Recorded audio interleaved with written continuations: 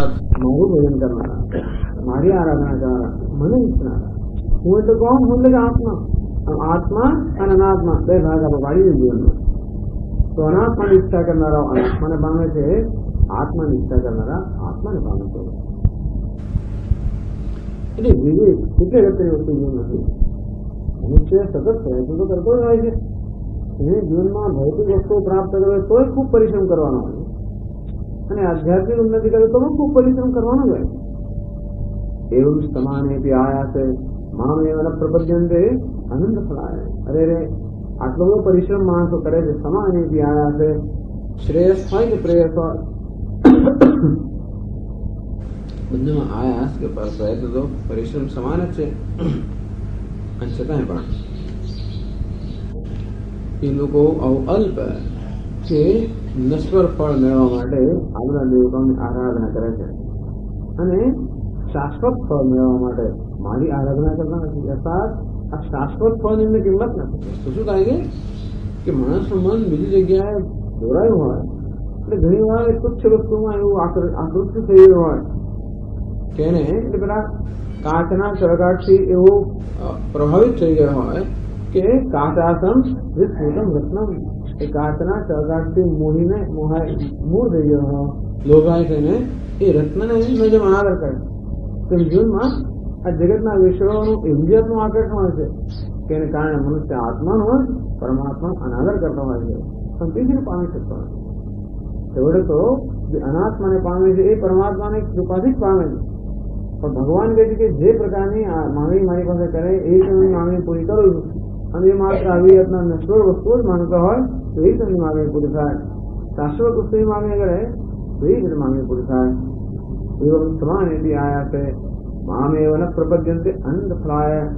હું અનંત ફળ પ્રદાન કરનારા હોવા છતાં પણ એ લોકો મારો આશ્રય લેતા નથી. અહો ખલુ કષ્ટમ વર્તન્તે. એવું કેવા ખેદની વાત છે. એથી અનુક્રોશન દર્શે ભગવાન. આના રીતે ભગવાન ખેદ પ્રગટ કરે છે. ક્યારે? કેવા ખેદની વાત છે.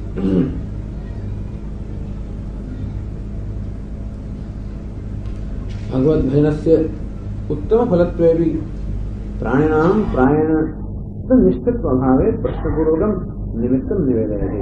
કહે છે ભગવદ ભજનસ્ય ઉત્તમ ફલત્વેપી. આમ તો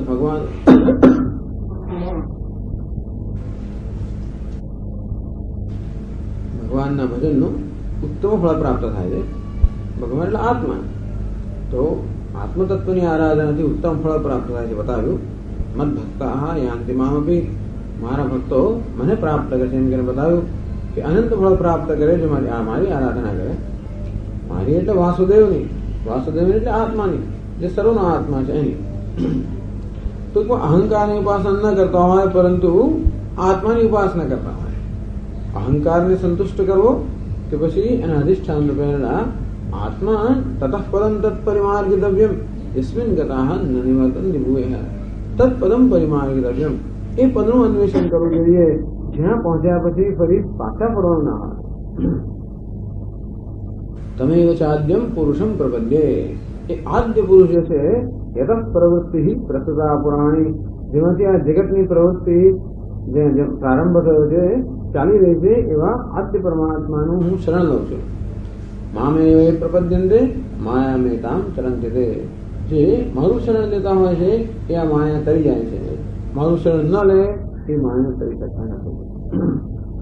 આમ ભગવાનનું શરણ લેવાથી ઉત્તમ ફળની પ્રાપ્તિ થાય. શરણનો અર્થ એ કે હું તારો છું એમ કહી દીધું શરણ ના કહેવાય. શરણનો શું હતો?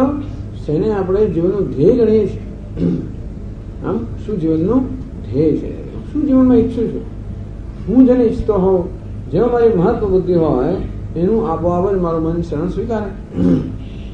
આમ અભ્યુદયને, ભૌતિક ઉન્નતિને, જીવનની આ બધી સિદ્ધિઓમાં જો મહત્વ બુદ્ધિ હોય તો ભલે ને ગમે તેટલી વાર ભગવાન તારે શરણ તેરા તુષ્કો અર્પણ આપણે રોજ કહીએ અને તો અર્પણ થતું નથી હોતું. કારણ કે માત્ર વાણીથી શરણ થતું નથી હોતું. વાણીની પાછળ જે દ્રષ્ટિ છે, ભાવના, એની પાછળ દ્રષ્ટિ છે એ શરણાગતિ છે. એ દ્રષ્ટિને આપણે શબ્દમાં વ્યક્ત કરી વાત જોઈએ છે, પણ કેવી આપણી દ્રષ્ટિ છે જીવનમાં છે ને મહત્વ બુદ્ધિ છે. હું શું જીવનમાં ઈચ્છું છું? બસ આ પ્રશ્ન સતત પોતાને પૂછ્યા કરવો, ક્યાં કરવાથી શું ઈચ્છું છું, શું મારું ધ્યેય છે, ક્યાં મારી મહત્વ બુદ્ધિ છે. એ મહત્વ બુદ્ધિ પરમાત્મામાં છે કે મહત્વ બુદ્ધિ બીજા કશાકમાં છે. તો એનું નામ ભગવાનનું ભજન. ભજન એ કોઈ કર્મનું પણ નામ નથી. ભજન એ માત્ર એ સમજનું નામ છે. ભજન અર્થાત ક્યાં મારી મહત્વ બુદ્ધિ છે. અને તેથી પરમાત્મા મહત્વ બુદ્ધિ હોય તો આપોઆપ જે કરીશ એ દિશામાં જ થવાનું. મારું બધું કર્મ, મારી બધી શક્તિઓ જે છે એ શક્તિઓ હંમેશા કઈ દિશામાં ખર્ચાવાની? એ દિશામાં જ્યાં મારી મહત્વ બુદ્ધિ છે. ઘણી વાર આપણે પોતાની ખબર નહીં હતી, આપણે પોતે છેતરાતા હોય આપણે પોતાની જાતથી. આપણું મન સૂક્ષ્મ રીતે કંઈક વસ્તુ ઈચ્છી રહ્યું હોય, આપણે એને પૂરેપૂરું સમજ્યા ના હોઈએ તો આપણી શક્તિઓ આપોઆપ જ દિશામાં ખર્ચાય. જે ક્ષણે જેમાં મહત્વ બુદ્ધિ હોય એ ક્ષણે એને હું સમર્પિત છું. આ તો મન તો એવું છે કે મહત્વ બુદ્ધિ બદલાયા કરતું હોય, તેથી મારું સમર્પણ ક્યાં આશ્રય બદલાયા કરતો હોય. પણ જે ક્ષણે જ્યાં મહત્વ બુદ્ધિ છે એને હું સમર્પિત થાઉં, એને આશ્રય થાઉં. જો ભગવાનમાં આ મહત્વ બુદ્ધિ હોય એ મહાન વિવેક એટલે અહીં બતાવે છે કે વિવેક એ કેવી આવશ્યકતા. પ્રાણીનામ તન્નિષ્ઠત્વ ભાવે પ્રશ્નપૂર્વકમ નિમિત્તમ નિવેદયતિ. કે કેમ ભગવાનના ભજનનું ઉત્તમ ફળ મળતું હોવા છતાં પણ સામાન્ય રીતે પ્રાણીઓ ભગવાનના ભજનમાં લાગેલા હોતા નથી અને બીજી બધી ભૌતિક સિદ્ધિઓના ભજનમાં જ લાગેલા હોય છે. એનું આવું સામાન્ય રીતે જણાય છે. એનું કારણ શું? શંકરાચાર્યજી એ પ્રશ્ન પૂછે છે 24મા શ્લોકની પહેલા 207મા પાના પર પહેલી લાઈન. કિમ નિમિત્તમ મામેવ ન પ્રપદ્યન્તે ઇતિ ઉચ્યતે. કિમ નિમિત્તમ, કયા નિમિત્તથી, કયા કારણથી મામેવ ન પ્રપદ્યન્તે, શું કારણ છે જેને લઈને આ લોકો સામાન્ય રીતે મારો આશ્રય લેતા નથી, મને મારામાં મહત્વ બુદ્ધિ ધરાવતા નથી, કે મારામાં મહત્વ બુદ્ધિ ધરાવતા નથી, મારી કિંમત નથી કરતા. એવું જ છે ને, ભગવાન તો લોકો મારી કિંમત કરતા નથી અને આ બધી મારી માયાની જ કિંમત કરે છે. અને તો ભગવાન એ સમજાવે છે કે કેમ મારી કિંમત કરતા, એમની કિંમત કરીએ તો આપણે એમને જ ઈચ્છીએ, એમને ઈચ્છીએ તો આપણે એવું જ કરીએ જે એની પ્રાપ્તિ માટેનું સાધન બની જાય. ઇતિ ઉચ્યતે. આવો પ્રશ્ન થાય તો ભગવાન પોતે 24મા શ્લોકમાં સમજતા હતા.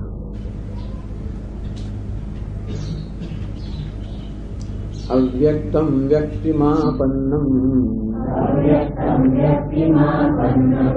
મન્યન્તે મામ બુદ્ધયઃ પરમ ભાવમજાનन्तઃ મમાવ્યયમનુત્તમम्.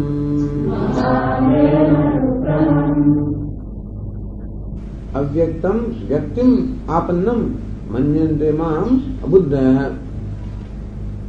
પરમ ભાવમ અજાનन्तઃ મમ અવ્યયમ અનુત્તમમ. પહેલા તો ભગવાન કહે છે અવ્યક્તમ વ્યક્તિમાપન્નમ અબુદ્ધયઃ મામ મન્યન્તે. અબુદ્ધયઃ એટલે કે અવિવેકી મનુષ્યો. અવિવેકી મનુષ્યો મને શું ધારે છે? અવ્યક્તમ, કોઈ જમાનામાં અવ્યક્ત હતો, વ્યક્તિમાપન્નમ, હવે આ દેહમાં વ્યક્ત થયું. જેમ ભગવાન પોતાની વાત કરે છે, જેવું સમજીએ તો કે હું શ્રી કૃષ્ણ વ્યક્ત થયો છું, હું છું ખરેખર પુરુષોત્તમ પૂર્ણ પરમાત્મા. અને હવે લોકો એમ માને છે કે નહીં, આ તો હવે ખાલી માણસ જ, મનુષ્ય જ છે. આમ લોકો ભગવાન કહે છે મને શ્રી કૃષ્ણને એક સામાન્ય મનુષ્ય માને છે અથવા તો બીજા દેવતા જેવો કોઈ દેવતા માને છે. પણ પરમ ભાવમ અજાનંત, મારો જે પરમ ભાવ છે, મારું પરમ સ્વરૂપ છે એને ન જાણતા હોવાને કારણે. એવું સ્વરૂપ છે અવ્યયમ અનુત્તમમ. અવ્યય અર્થાત જેનો વ્યય ન થાય, જેનો ક્ષય ન થાય, એવું હું છું. અનુત્તમમ, જે નથી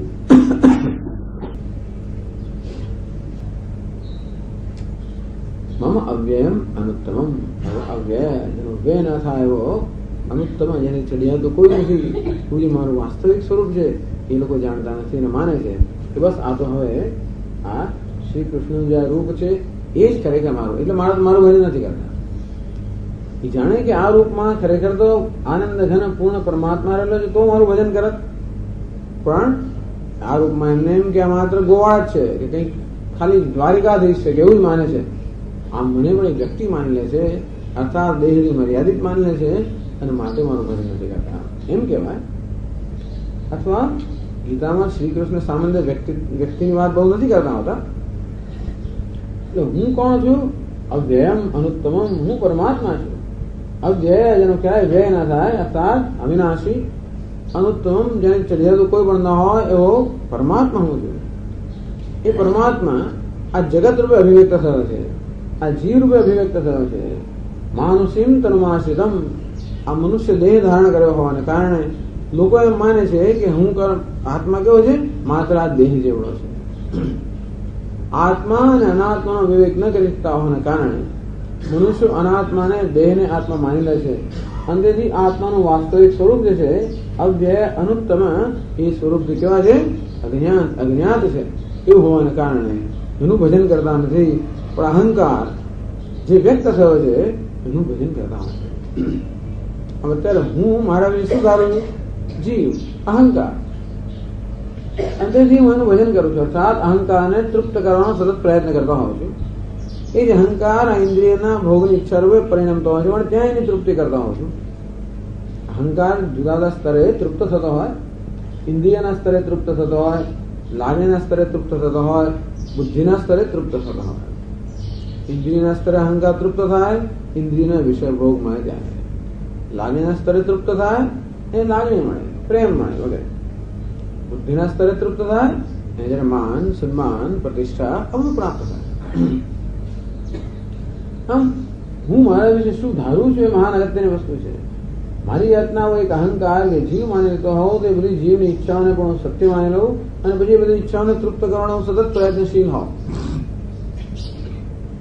એટલે લોકો આત્માને માને કે આત્મા તો વ્યક્ત થઈ ગયો, આત્મા માત્ર આ દેહ પૂરતો જ મર્યાદિત છે. એટલે આ જગતનું સર્જન થયું પહેલા ભલે આત્મા કદાચ અનંત હોય, પણ હવે તો આત્મા આ દેહ જેવડો બની ગયો, મર્યાદિત બની ગયો, જીવ બની ગયો.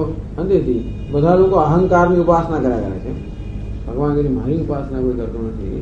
એ પરમાત્મા જ ખરેખર આ દેહ સાથે સંયોજાઈને જાણે કે અહંકાર વ્યક્ત થયેલો છે, પણ અહંકારનું વાસ્તવિક સ્વરૂપ નથી. એ તો માત્ર ઔપાધિક સ્વરૂપ છે.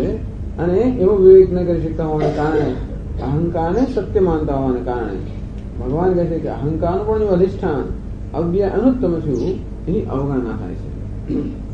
એટલે આવો વિવેક થતો નથી. ટૂંકમાં આત્મ અનાત્મ વિવેક ન થતો હોવાને કારણે લોકો અનાત્માની અહંકારની ઉપાસના કરતા હોય છે, આરાધના કરતા હોય છે, આત્માની નથી કરતા હોતા. એવો પણ અર્થ લઈ શકાય. બંને અર્થ કે છે ભાષ્યમાં.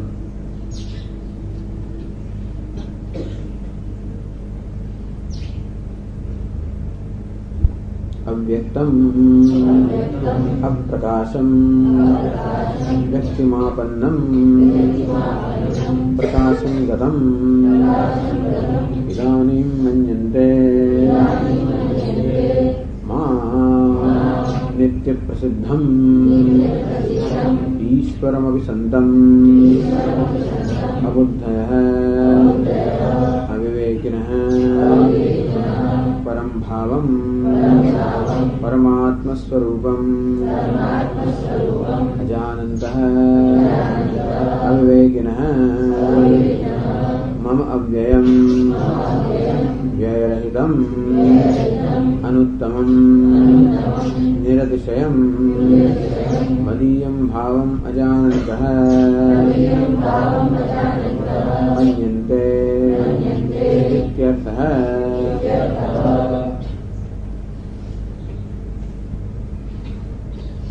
અવ્યક્તમ અપ્રકાશમ.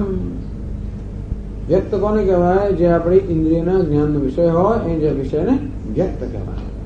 જે ઇન્દ્રિયના જ્ઞાનનો વિષય ન હોય એને અવ્યક્ત કહેવાય. આમ ભગવાન કહે છે કે લોકો શું માને છે કે હું પહેલા અવ્યક્ત હતો, આ દેહ ગ્રહણ કરતા પહેલા હું કેવો હતો? અપ્રકાશ હતો, અવ્યક્ત હતો. शरीर ग्रहणात् पूर्वम, शरीर ग्रहण करता पहला हूँ अव्यक्त सर्वोपाधि शून्यत्वेन अस्पष्टम।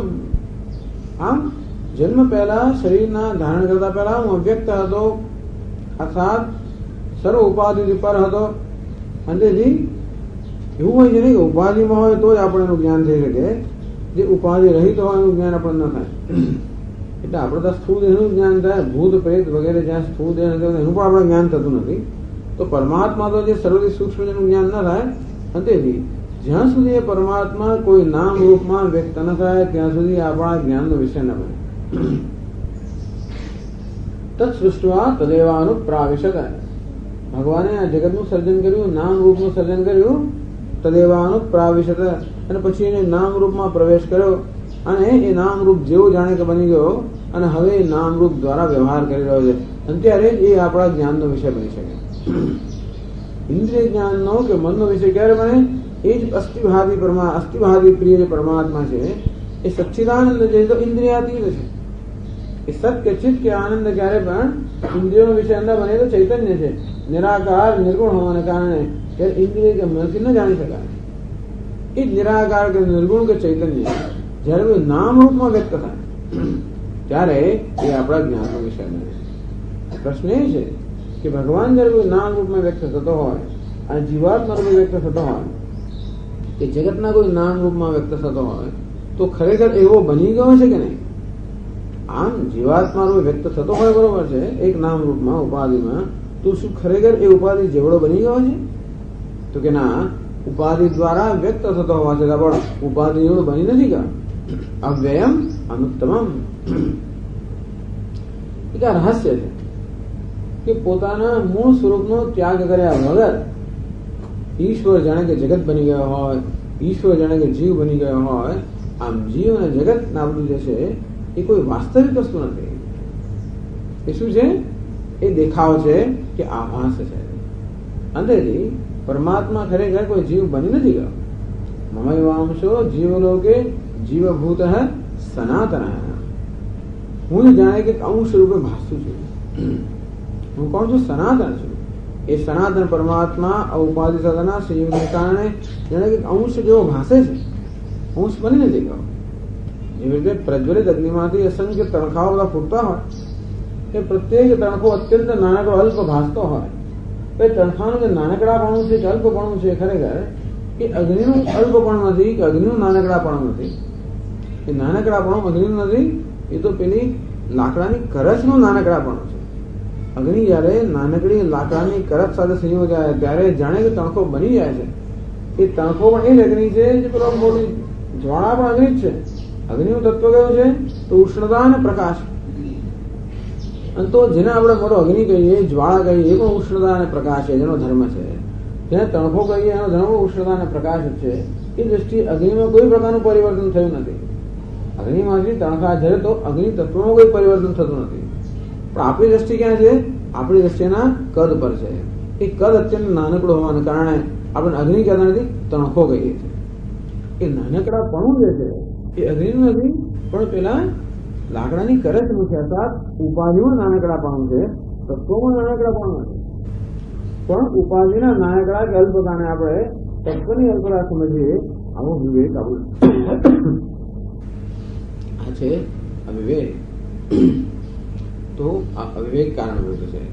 તેમ પરમાત્મા એ આ દેહ સાથે સંયોજાયેલો હોય, ઉપાધિ સાથે સંયોજાયેલો હોય, વ્યક્તિત્વ સાથે સંયોજાયેલો હોય.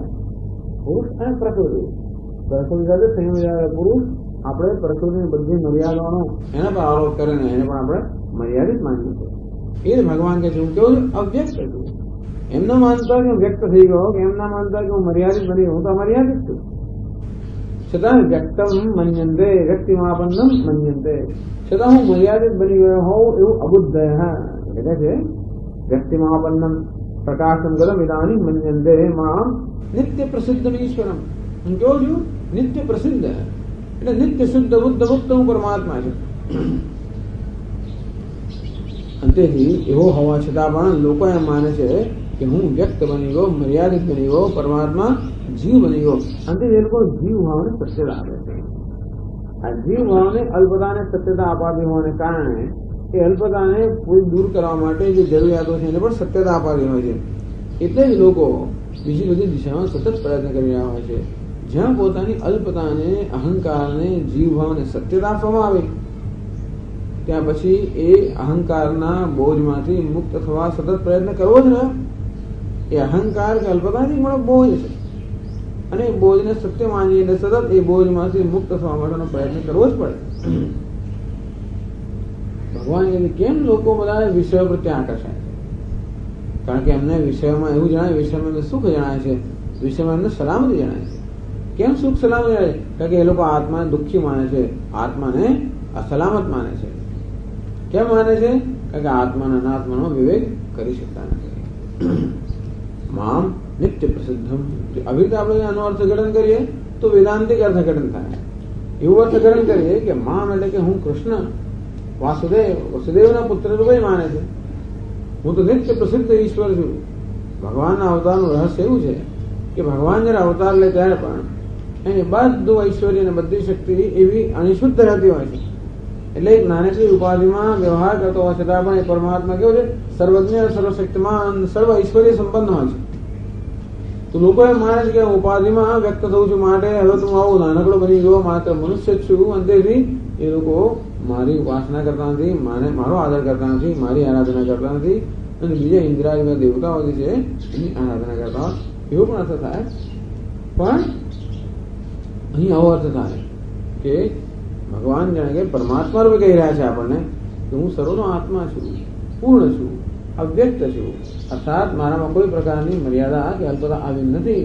પૂર્ણ અમર્યાદિત હોવા છતાં પણ લોકો ઉપાધિનો એટલે પ્રકૃતિ અને પુરુષનો વિવેક ન કરી શકતા હોવાને કારણે પ્રકૃતિની જે મર્યાદાઓ છે એને આત્માની મર્યાદા માને છે.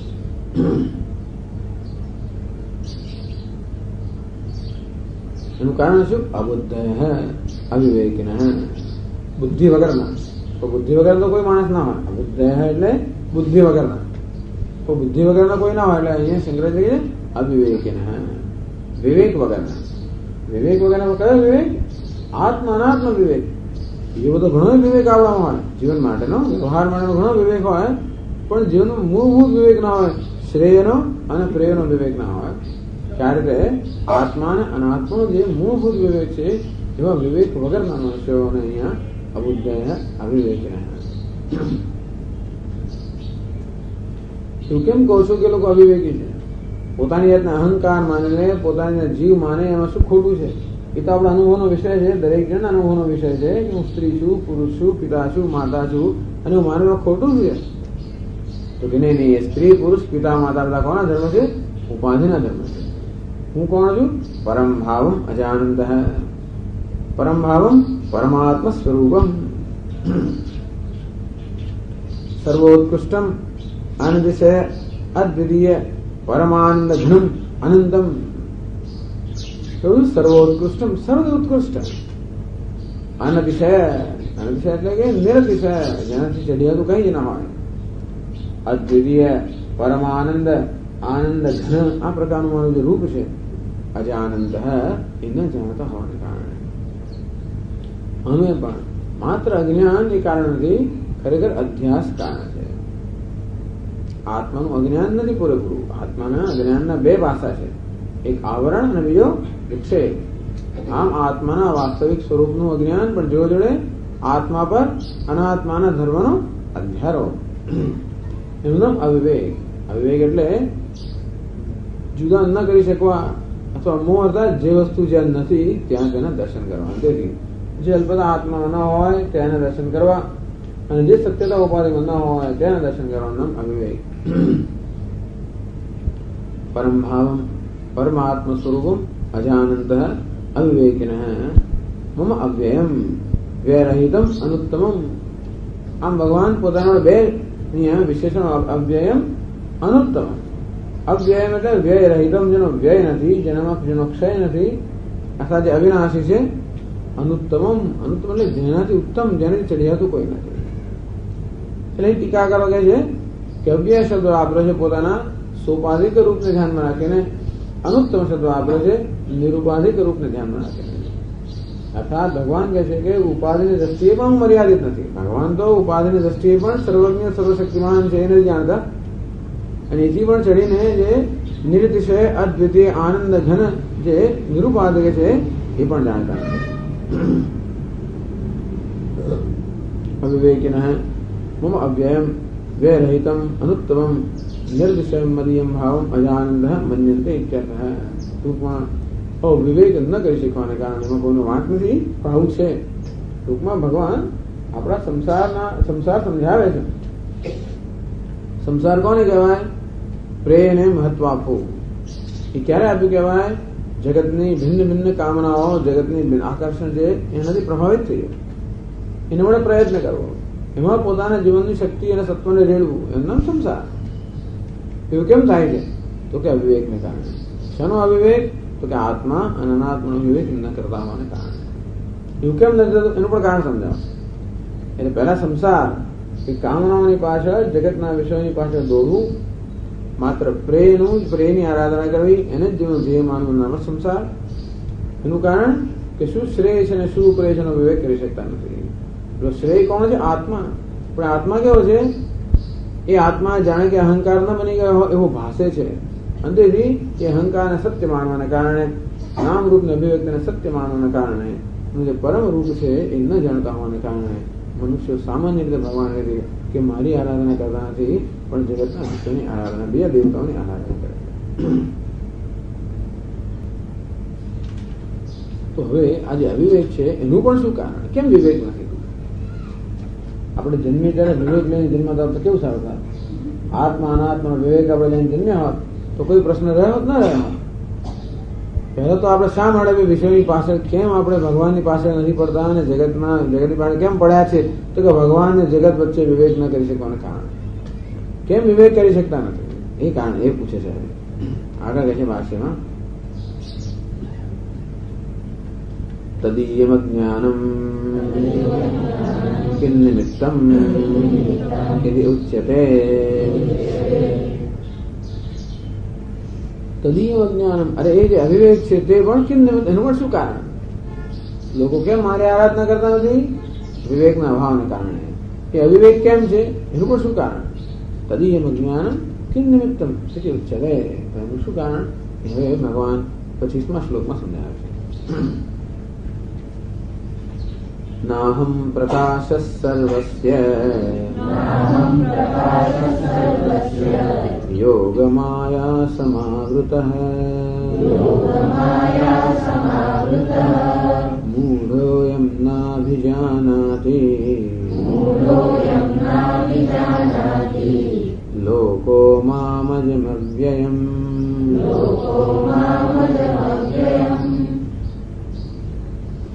ભગવાન કહે છે કે આવો અવિવેક છે એનું કારણ આ વિક્ષેપ છે. કેમ? આવરણ છે એટલા માટે. અવિવેક એટલે કે વિક્ષેપ, એનું કારણ કયું? આવરણ, પ્રજ્ઞા. નાહમ પ્રકાશ સર્વસ્ય યોગ માયા સમાવૃત. અહમ સર્વસ્ય ન પ્રકાશ. ભગવાન કહે છે કે હું સર્વનો આત્મા છતાં પણ એ આત્મા રૂપે લોકો માટે પ્રકાશિત થતો નથી. લોકો મને આત્મા રૂપે ઓળખતા નથી. અર્થાત લોકો આત્માને જાણે છે ખરા, પણ આત્માના વાસ્તવિક સ્વરૂપથી લોકો કેવા છે? અજ્ઞાન છે, અજ્ઞાત છે. એવું શા માટે? આપણે આત્માને જ ન જાણતા હોઈએ, પોતાની જાતને જ ન જાણતા હોય. કેવું? યોગ માયા સમાવૃત. હું પ્રત્યેકનો આત્મા છતાં પણ મારી યોગ માયા વડે સમાવૃત, સારી રીતે આવૃત થઈ ગયો. આ કઈ શક્તિ છે? આવરણ શક્તિ. આવરણ શક્તિને કારણે આત્માના વાસ્તવિક સ્વરૂપથી આપણે કહેવાય છે અજ્ઞાત છે. એવું હોવાને કારણે આત્મા વિશે અનેક પ્રકારના ભ્રમ સેવતા હોય છે. ભ્રમનો જ અવિવેક. તો જેનો ભ્રમ કેમ છે? અહંકાર છું, દુઃખી છું, જીવ છું, કે આ જગત તો કે એમાં સલામતી છે, સુખ છે, આ શું છે? ભ્રમ છે. એ કેમ ઉત્પન્ન થયા? એનો વિક્ષેપ શક્તિ. એ કેમ ઉત્પન્ન થયા? આવરણ શક્તિને કારણે. કહ્યું નહીં કે અજ્ઞાનની આ બે શક્તિઓ છે, આવરણ શક્તિ અને વિક્ષેપ શક્તિ. જ્યાં રજ્જુ હોય ત્યાં સર્પનો ભ્રમ ત્યારે થાય, ત્યારે બંને શક્તિઓ કામ કરતી હોય. ત્યારે રજ્જુ છે એને રજ્જુ તરીકે જાણતા નથી, એનું નામ આવરણ. અને એને બદલે આપણે સ્વરૂપરૂપે જાણીએ છીએ, એનું નામ છે વિક્ષેપ. કેમ રજ્જુને રજ્જુરૂપે જાણતા નથી? કારણ કે રજ્જુને જોવામાં કંઈક દોષ રહેલો છે. કોઈ દોષને કારણે. કયો દોષ છે? મંદ અંધકાર. આમ પૂર્ણ પ્રકાશ હોત તો પણ આપણે રજ્જુને રજ્જુરૂપે જાણી શક્યા હોત, પણ મંદ અંધકાર દોષને કારણે રજ્જુમાં કંઈક છે એવું જાણીએ છીએ, પણ એનું રજ્જુનું જે વિશેષ સ્વરૂપ રજ્જુ છે એ ન જાણતા હોવાને કારણે ત્યાં અધ્યારોપ થાય છે આ સર્પ છે. પેલા આવરણ શક્તિ જે રજ્જુના વિશેષ સ્વરૂપને આવૃત કરે છે, વિક્ષેપ શક્તિ એ વિશેષ રજ્જુ સ્વરૂપ પર સર્પનો અધ્યારોપ કરે છે. તો હવે ભગવાન આ 25મા શ્લોકમાં આવરણ શક્તિની વાત કરે છે. 24મા શ્લોકમાં ભગવાને વિક્ષેપની વાત કરી કે અવ્યક્ત છે વ્યક્ત માની લીધું, પૂર્ણ છે ને અપૂર્ણ માની લેવો, એક ઈશ્વરને અનેક માની લેવો, એ શું છે? અવિવેક. એવું કેમ છે? કારણ કે એકત્વનું જ્ઞાન નથી, એના પૂર્ણત્વનું જ્ઞાન નથી. કેમ નથી?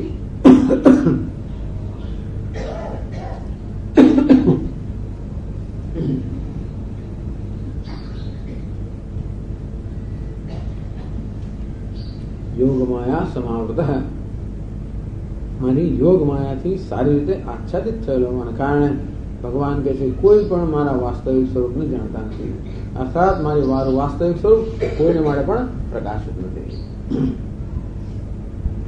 મૂઢ અયમ ન અભિજાનાતિ લોક મામ અજમ અવ્યયમ. અયમ મૂઢ લોક, આ મોહિત થયેલા લોક એટલે કે મનુષ્ય, माम अजम अव्ययम न अभिजानाति, मुझे अजम अर्थात जन्म रहित, अव्यय अर्थात विनाश रहित, अजन्मा अविनाशी एवं છું એને આ મોહિત થયેલો માણસ જાણતો નથી. ભગવાન કેવો છે? જગત રૂપે વ્યક્ત થયો કરો, પણ એટલે અખંડાનંદ મહારાજ કહે કે જયારે પ્રલયની અવસ્થા હતી ત્યારે ભગવાને શોધીને જીવોને શોધી ઉભા કર્યા. પ્રલય અવસ્થામાં પછી ભગવાને જીવોને શોધીને ઉભા કર્યા અને જગતનું સર્જન કર્યું. હવે એ છુપાઈ ગયો છે, આપણે એને શોધવાનો છે. એટલે પહેલા એને શોધીને આપણને બધાને જાગૃત કર્યા અને હવે એ પોતે છુપાઈ ગયો છે, હવે આપણે એને શોધવાનો છે. હવે આપણે એને શોધીએ છીએ, એવું છે. યોગ માયા સમાવૃત, આમ પોતાની યોગ માયાથી સારી રીતે આચ્છાદિત થવાના કારણે એવું નથી કે એને જાણતા નથી. જો આ દોરડાને જરાય પણ ન જાણતા હોત તો તકલીફ નહોતી, તો આપણને ત્યાં સાપનો ભ્રમ પણ ના થાય. પણ દોરડાને જાણીએ છીએ અને છતાં નથી જાણતા. દોરડાને જાણીએ છીએ પણ દોરડા ઉપર જાણતા નથી અને માટે સર્પનો ભ્રમ ઉત્પન્ન થાય. એમ પરમાત્માને જરાય ન જાણતા હોત તો વાંધો નથી, આત્માનું જરાય જ્ઞાન ન હોત તો વાંધો નથી. પણ આત્મા અહમસ્મી, અહમ ભામી, હું છું, હું ચેતન છું, હું ભાસું છું, આમ તો મને જ્ઞાન છે. તમારા વિશેષ રૂપનું જ્ઞાન નથી, હું પૂર્ણ છું, અદ્વિતીય છું. અને ત્યાં આગળ આમ થાય છે કે હું દુઃખી છું, જીવ છું, સુખી છું વગેરે.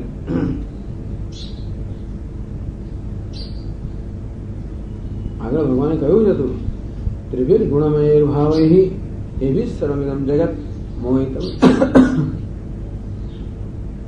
ના વિજાનાતિ મામેભ્ય પરમ વ્યયમ.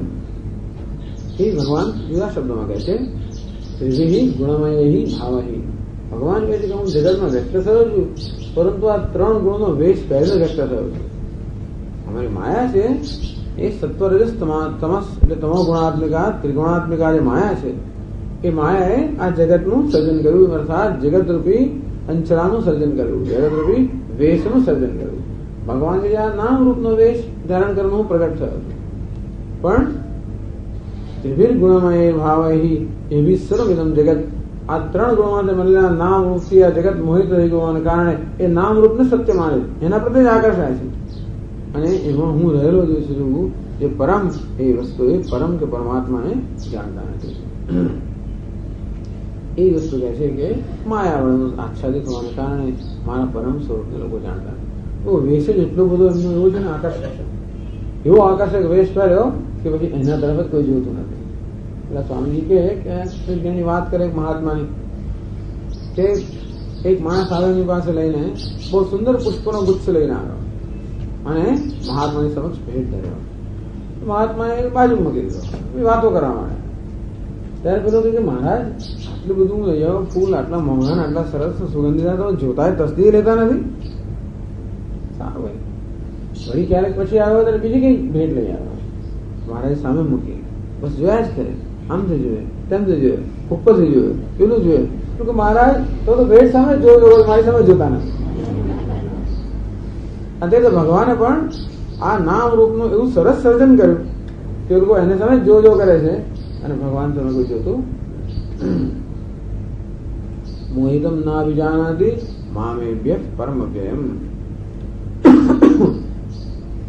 નામ રૂપથી પર અવ્યય જઈશું. ભગવાન કે ના વિજાનાતી, એ લોકો મને જાણતા નથી. ભગવાન આપણી સમક્ષ વાંચતા પણ એની તરફ ધ્યાન જ નથી. ધ્યાન ક્યાં છે? માત્ર એના દ્વેષ પર જ છે.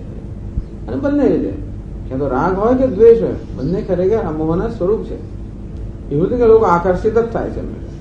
લોકો એનાથી એની જુગુપ્સા પણ જન્મે. નામ રૂપ પ્રત્યે આકર્ષણ હોય કે નામ રૂપ પ્રત્યે જુગુપ્સા, રાગ હોય કે દ્વેષ હોય, એ બંને મોહના જ પ્રકાર છે. ક્યારે આ બધા નામ રૂપના આટલું મહત્વ આપવામાં આવે? એ નામ રૂપમાં આપણે ચોકલેટના રેપરને ક્યારે મહત્વ આપીએ? ચોકલેટ તરફ ધ્યાન ના હોય ત્યારે આપણે બહારના પેલા કવરને મહત્વ આપીએ. કેમ નામ રૂપના આટલું મહત્વ આપીએ છીએ? કારણ કે નામ રૂપમાં જે અભિવ્યક્ત પરમાત્મા છે એને એ આપણે ધ્યાનમાં આવતો નથી. આવું માયા કરે છે. એક તો માયા જગતનું સર્જન તો કરે અને ઉપરથી પાછો એવો મોહ ઉત્પન્ન કરે કે આપણે એમાં જ ભટકેલા રહીએ. અને પેલો પરમાત્મા જે જાણે છુપાઈ ના ગયો, નથી છુપાયો. એ ખરેખર ધારે તો ના છુપાઈ શકે. પરમાત્મા ધારે તો પણ ના છુપાઈ શકે. એને છુપાવવાનું કોઈ સ્થાન જ નથી. એ તો સુષુપ્તિમાં જતો તો ના છુપાય, કારણ કે તો સ્વયં પ્રકાશ હોવાને કારણે ક્યાં છુપાય? સૂર્ય ક્યાં જઈને છુપાઈ જાય? જે સ્વયં પ્રકાશ છે ક્યાં જઈને છુપાય? એટલે છુપાઈ ન શકે. અને છતાં પણ એને છુપાવી દે છે. આવો સ્વયં પ્રકાશ પૂર્ણ પરમાત્મા છે, એ પણ જાણે આપણી દ્રષ્ટિથી ક્યાં છુપાઈ ગયો? આ જ્ઞાનને કારણે. એને એટલા જ માયા કહે છે. અહો અતિ ગંભીરા દુરવગાખ્યા અતિ ગંભીરા માયા. જેનો પાર ન પામી શકીએ, જેને પહોંચી ન શકીએ એવી આ માયા છે. કે સ્વયં પ્રકાશ પરમાત્મા છે, એને પણ જાણે કે આપણી દ્રષ્ટિથી આવૃત કરી દે છે.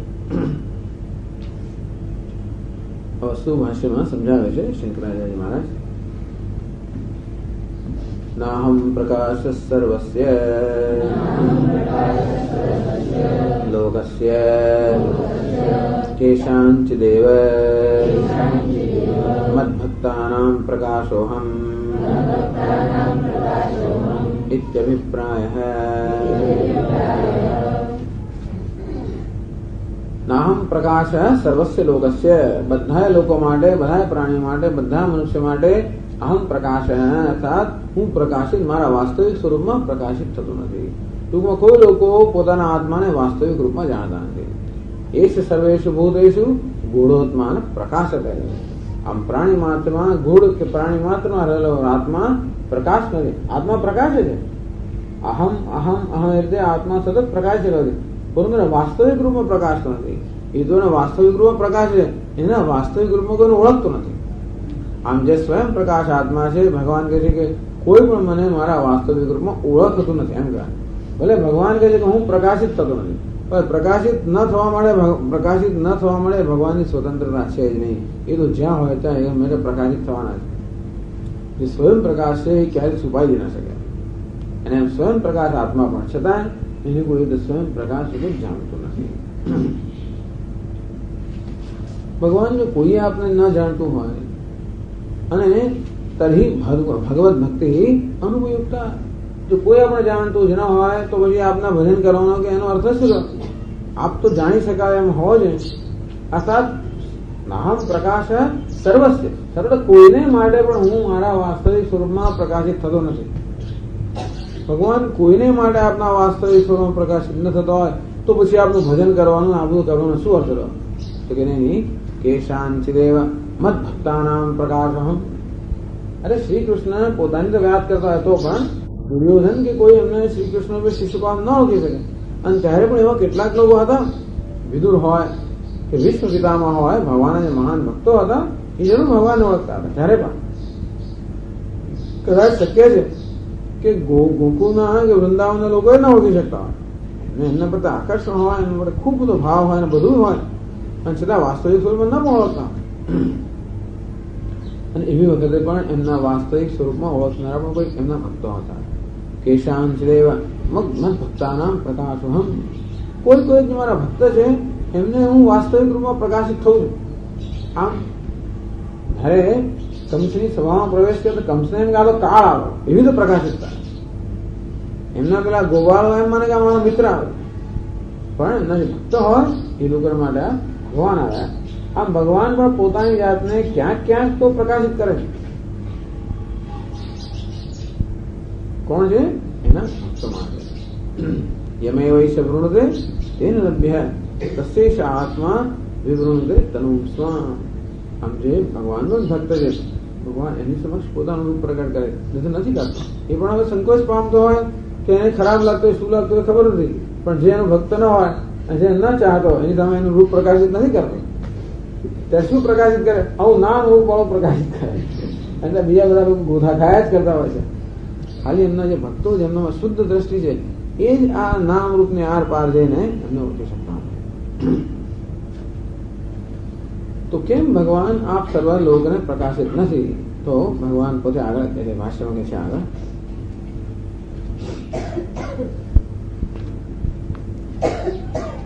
योग माया समावृत है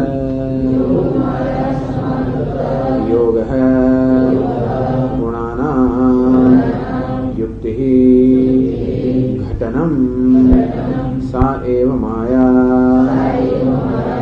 योग माया तया योग मायया समावृत है संच्छन्न है इत्यर्थः. યોગ માયા સમાવ. આ યોગ માયા એટલે શું? યોગ ઘણી વાર લોકો યોગ માયા કહેવાય, કારણ કે આપણે એટલે ભગવાન કૃષ્ણની પણ એક પેલી બહેન હતી ને, કેવી હતી એ યોગ માયા, એટલે એને લઈ આવ્યા. આ તો ભગવાનને ત્યાં મૂક્યા આવે, નંદને ત્યાં, અને યોગ માયાને લઈ આવ્યા. તમે તો ક્યાં એનો પાર પામી શકવાનો હતો, ગમે કરો તો ત્યાંથી એના હાથમાં ત્યાં મૂકી ગઈ અને પછી એને જાહેર કર્યો, એને યોગ માયા ભગવાનની. ભાઈ યોગ માયા એટલે યોગ અને માયા બે જુદા શબ્દો છે. યોગ એવ માયા, યોગ માયા. ભગવાનની તમારા યોગ છે એ જ માયા છે. કયો યોગ? એટલે જોડવું. યોગ એટલે શું? જોડવું. યોગ ગુણાનામ યુક્તિ. આ ગુણની યુક્તિ. યુક્તિ એટલે ઘટનમ. ટૂંકમાં સત્વ રજસ તમસ જે છે ભગવાન, સત્વ માયા, સત્વ રજસ તમસ જે છે એ, અને સત્વ રજસ તમસ ને કારણે જે આ જગત ઉત્પન્ન થયું, આ પ્રકારની જે શક્તિ છે એનું નામ જ માયા. એટલે યોગ, યોગ એ ભગવાનની શક્તિ છે, વિભૂતિ છે ભગવાનનું પ્રાગટ્ય છે. આમ 10મા અધ્યાયમાં યોગ અને વિભૂતિ બે શબ્દ વાપરે છે. વિભૂતિ અર્થાત વિવિધ રૂપમાં ભગવાનની અભિવ્યક્તિ, વિવિધ રૂપમાં ભગવાનનું પ્રાગટ્ય. વિવિધ રૂપમાં પ્રગટ ક્યારે થઈ શકે? એવું પ્રગટ થવાની શક્તિ જયારે હોય ત્યારે. આમ ખરેખર જે અકર્તા છે એ સર્વ કરી રહ્યો હોય, એમ જે નિર્વિકાર છે એ સર્વ વિકારનો અનુભવ કરે, સર્વ રીતે વિકારી હોય તેમ, એક હોય છે અનેક હોય તેમ, સર્વ ગતિથી રહિત છે, અનેક ગતિમાન હોય. અભિજાતનું જે છે એને કહેવાય છે યુક્તિ અર્થાત યોગ. યોગ યુક્તિ ઘટનમ. એક મહાન, આ મહાન વિભૂતિ છે. એની બધી વિભૂતિ તો બરાબર છે, હું પહાડ છું, હિમાલય છું વગેરે, પણ ખરી વિભૂતિ ભગવાનની કઈ? એક હોવા છતાં પણ અનેક ભાષું, અકર્તા હોવા છતાં પણ કર્તા રૂપે ભાષું, નિર્વિકાર હોવા છતાં પણ વિકારી જણાવવું, સર્જન કર્યા વગર પણ જેને સર્જન થયું હોય એ પ્રકારનો દેખાવ ઉત્પન્ન કરવો. આ જ ભગવાનની મહાન વિભૂતિ છે. અને યોગ કહે છે એનું નામ જ માયા. એટલે માયા કોને આપણે કહીએ છીએ? આ જે અશક્ય વસ્તુ છે એને શક્ય બનાવે છે કોણ? શક્ય બનવું કોઈ રીતે. આમ એક અનેક ભાષે, ખરેખર જગત બન્યા વગર પણ જગત ભાષે, પૂર્ણ હોવા છતાં પણ અપૂર્ણ રૂપે ભાષે, અંશ નિરંશ હોવા છતાં પણ નિર્વય હોવા છતાં પણ અંશ હોવા એ પ્રકારે ભાષે. આ શું છે? એની આનો યોગ છે. અને ઘટનની શક્તિ છે, સામર્થ્ય છે. અને યોગ એવ માયા, યોગ માયા. આ પ્રકારની શક્તિ છે જે અશક્ય વસ્તુ શક્ય સંપન્ન કરે, એનું નામ યોગ, એ જ માયા છે. યોગ ગુણાનામ યુક્તિ. યુક્તિનો અર્થ થાય એ પણ યુજ, એમાંથી યુક્તિ શબ્દ યોગમાંથી જ આવે. યોગ અને યુક્તિ બંને યુજ ધાતુમાંથી આવેલા છે. યુક્તિ એટલે ભેગા કરવા. ઘટનમ, ઘટન એટલે ભેગું કરવાનું. ત્રણ જે ગુણો છે એ ત્રણ ગુણોમાંથી જે સર્જન થાય છે એનું નામ છે માયા. સા એવ માયા, એવ માયા.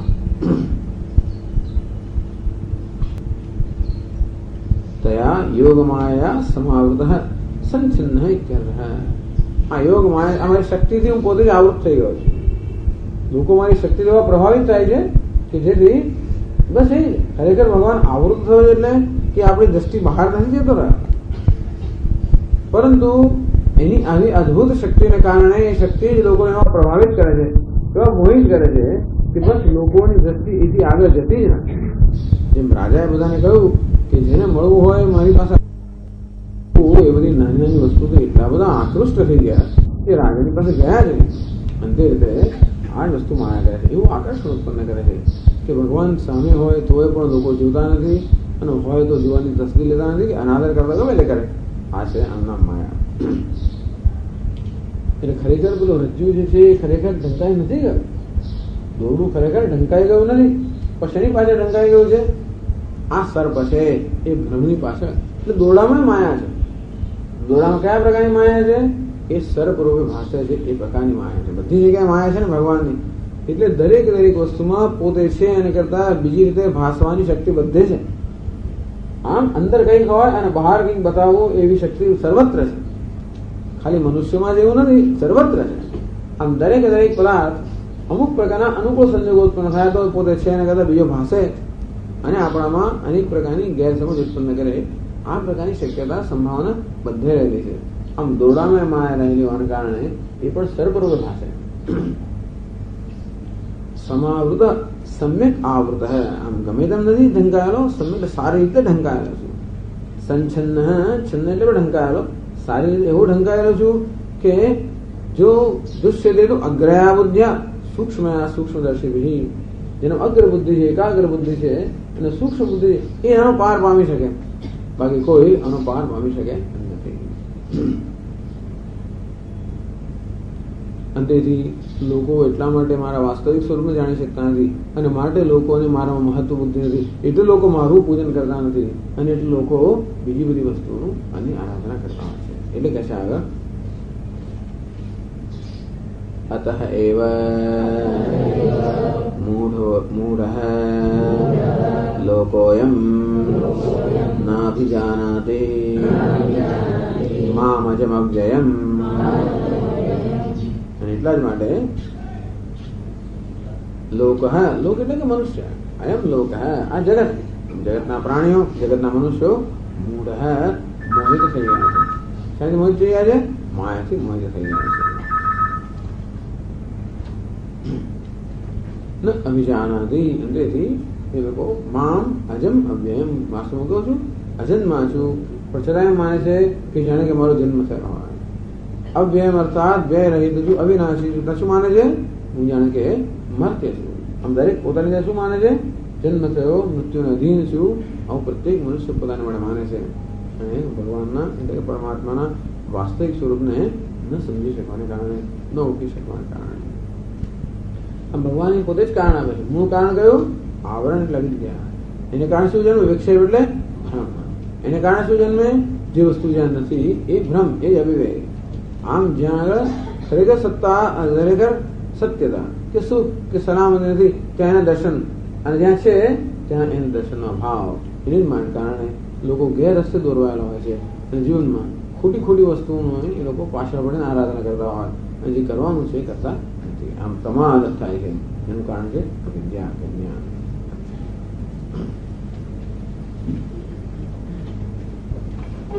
ઓમ પૂર્ણમદ પૂર્ણમિદં પૂર્ણાત પૂર્ણમુદચ્યતે પૂર્ણસ્ય પૂર્ણમાદાય પૂર્ણમેવાવશિષ્યતે. ઓમ શાંતિ શાંતિ શાંતિ.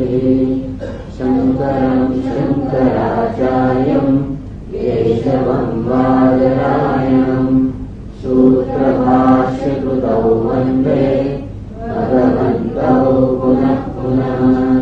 ईश्वरो गुरुरात्मेति मूर्तिभेदविभागिने व्योमवद्व्याप्तदेहाय दक्षिणामूर्तये नमः. ॐ शान्ति शान्ति शान्तिः. हरि ओम श्री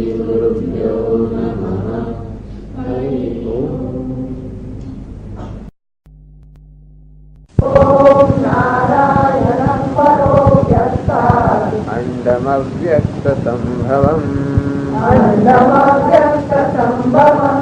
अंडस्यान्तस्त्विमे लोकाः सप्तद्वीपा च मेदिनी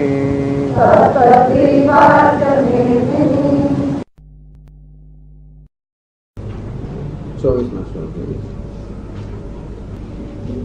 अव्यक्तं व्यक्तिमापन्नं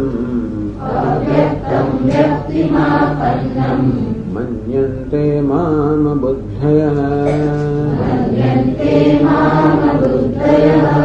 परं भावमजानन्तः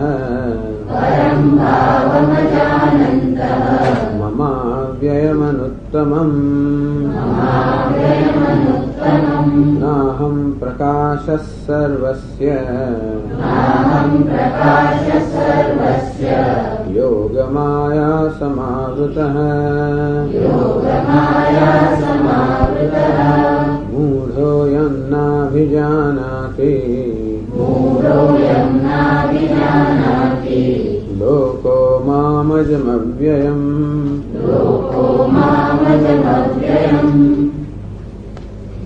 नाहं प्रकाश सर्वस्य योग माया समावृत। पहला तो अव्यक्तम व्यक्तिमापन्नम मन्यन्ते माम अबुद्धयः। भगवान कहो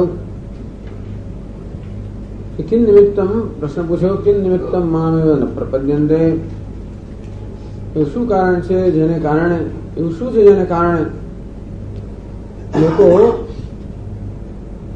મારી પ્રવૃત્તિ કે શરણાગતિ નહીં સ્વીકારતા, મારો આદર કરતા નથી, મારામાં મહત્વ બુદ્ધિ ધરાવતા નથી, અન્ય દેવતાઓનો જન્મ અન્ય બીજા ધ્યેયનો આદર કરે છે. શું કારણ? તો કે અવિવેક. અવ્યક્તમ વ્યક્તિમાપન્નમ. ભગવાન જે લોકો એમ માને છે કે આત્મા વ્યક્ત બની ગયો, જીવ બની ગયો, નિત્ય પ્રસિદ્ધમ ઈશ્વરો હંમેશા ઈશ્વર જ છે અને જેમાં કોઈ પ્રકારનું પરિવર્તન વિકાર છે, અચ્યુત કહેવાય છે, જેના સ્વરૂપમાં ક્યારે પણ ચ્યુતિ ના આવે, જે ક્યારે પોતાના સ્વરૂપનો ત્યાગ ન કરે એવો પરમાત્મા હોવા છતાં પણ લોકો એને વ્યક્ત અર્થાત જેને જીવ બની ગયો એમ માને છે. અને ભગવાન પણ નિત્ય શુદ્ધ બુદ્ધ મુક્ત સ્વ હોવા છતાં પણ જાણે કે માત્ર એક આ મનુષ્ય ઉપાધિમાં જ લીલા વિગ્રહ ધારણ કરવા હોવાને કારણે એમને કોઈ સામાન્ય મનુષ્ય કે અન્ય દેવતા સમાન માની લે.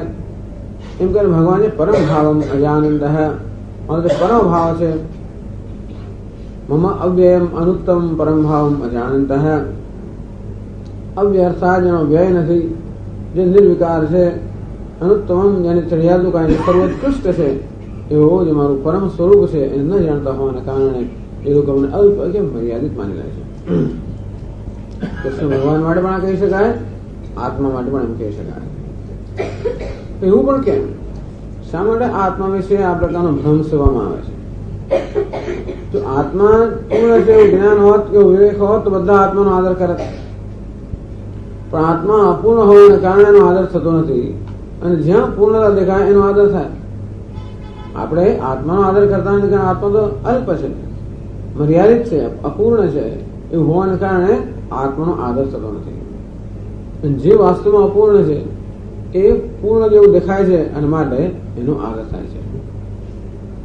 આમ વિવેક ન હોવાને કારણે માત્ર જે આપણને સપાટી પર દેખાય એને જ સત્ય માની લીધા હોવાને કારણે આપણા પોતાનો અનુભવ એવો છે કે હું અલ્પ છું એને સત્ય માની લેવાના કારણે અને તેથી જગતના વિષયો પદાર્થોમાં જે પૂર્ણતા નથી એનો આરોપ કરવાના કારણે મનુષ્ય આત્માનો આદર કરતો નથી અને આત્માનો આદર કરે છે.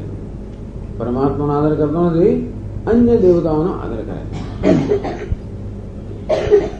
તો પ્રશ્ન એ થયો કે શા માટે લોકોને આત્મા વિશે આ પ્રકારનો ભ્રમ છે, એનું શું કારણ?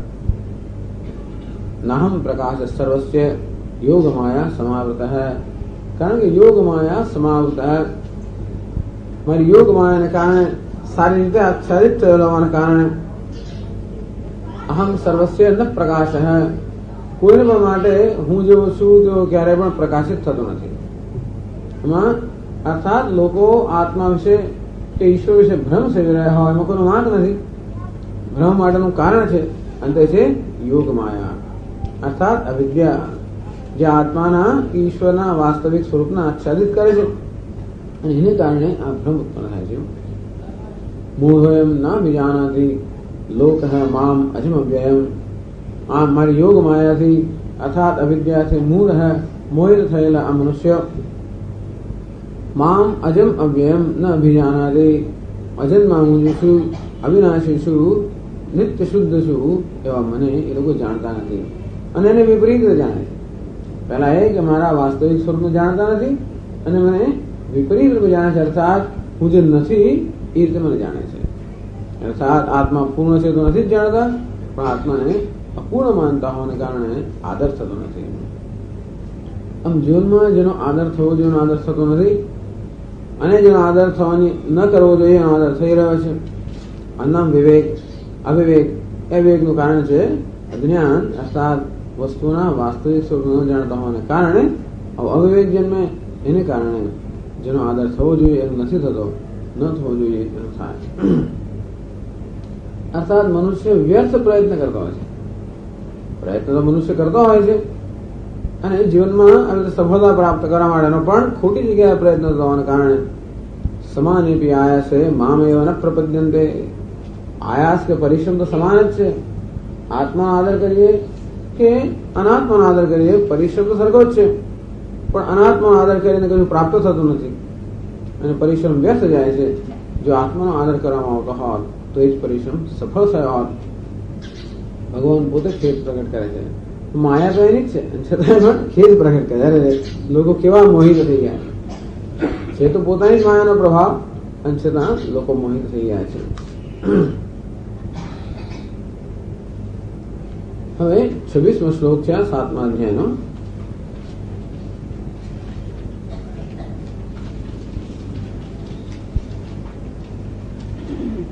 બસો ને 7મા પાના પર છેલ્લો પેરેગ્રાફમાં ભાષ્યકાર કહે છે,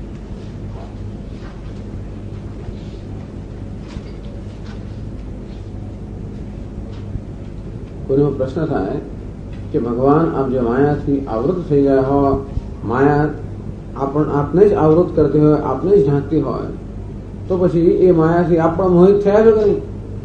આપની માયાથી આ બધા જંતુઓ મોહિત થાય છે તો આપની માયાથી આપ પણ મોહિત થાવ ખરા કે નહીં? એ વસ્તુ શંકરાચાર્યજી આગળ ભાષ્યમાં કહે છે.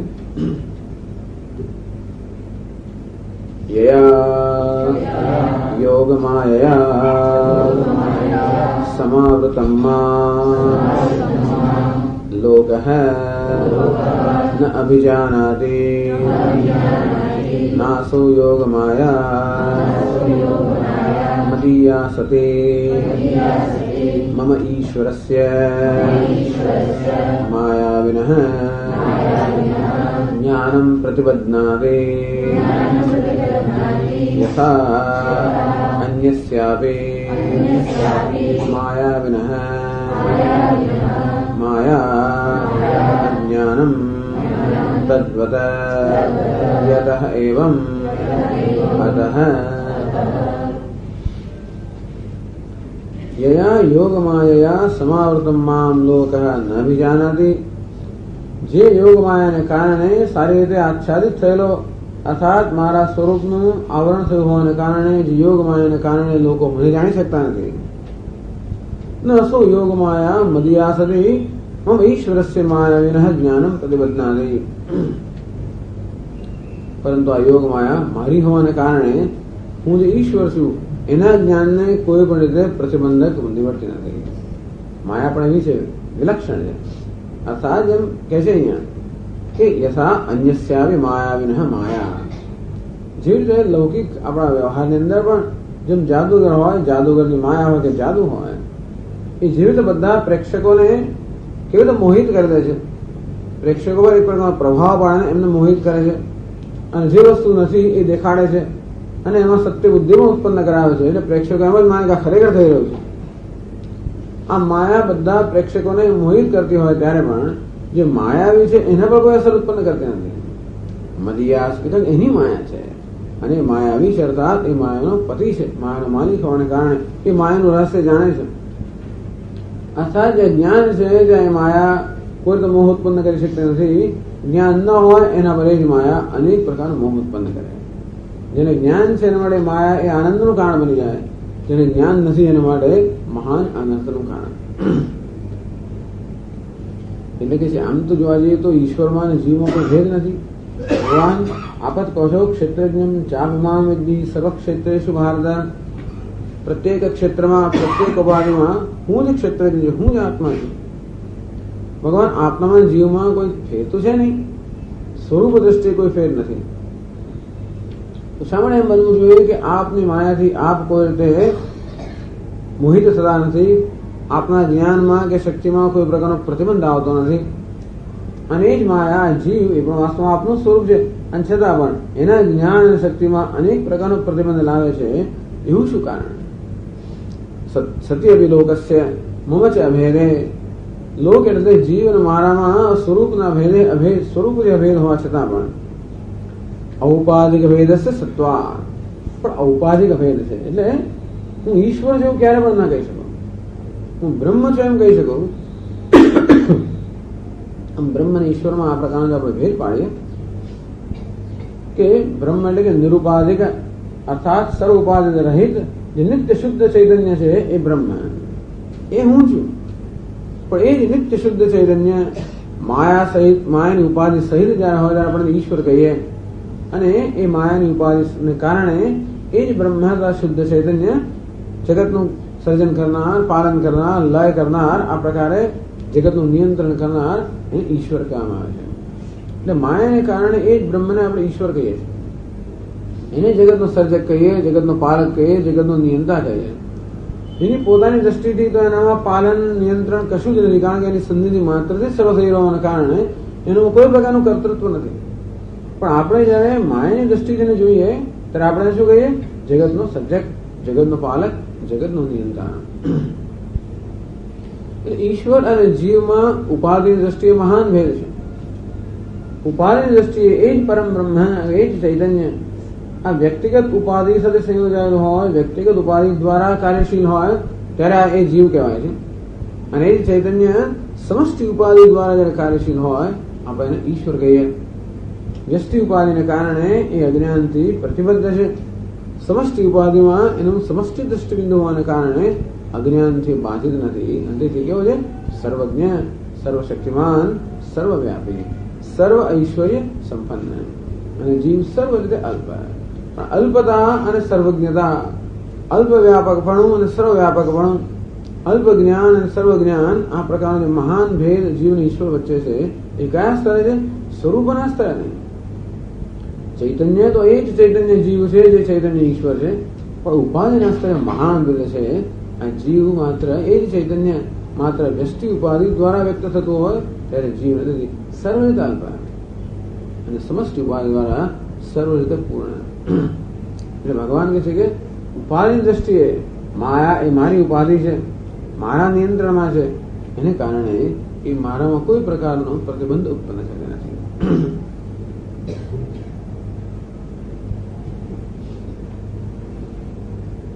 તે હોવાને કારણે ભગવાનના જ્ઞાનમાં, ભગવાનની શક્તિમાં કોઈ પ્રકારનો પ્રતિબંધ નથી.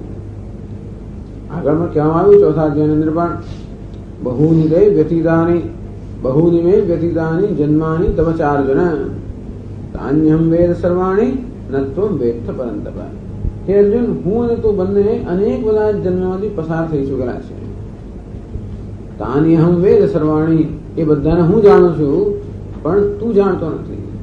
આમ હું અને તું સ્વરૂપ રીતે અભિન્ન હોવા છતાં પણ આ ઔપાધિક ભેદ એવો છે કે હું સર્વજ્ઞ છું અને તું અલ્પજ્ઞ છે. એવી જ કઈ વસ્તુ ભગવાન આ 27મા શ્લોકમાં પણ કહે છે. 26મા શ્લોકમાં છે વેદાહમ સમતીતાની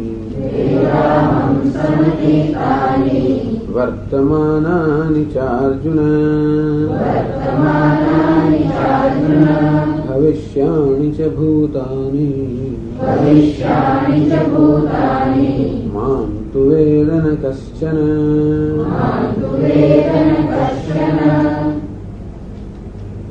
વેદ અહમ સમતીતાની, ભગવાન કહે છે કે સમતીતાની ભૂતકાળની અંદર જે કંઈ થઈ ગયું કે જે વસ્તુ આવી એ બધાને હું જાણું છું.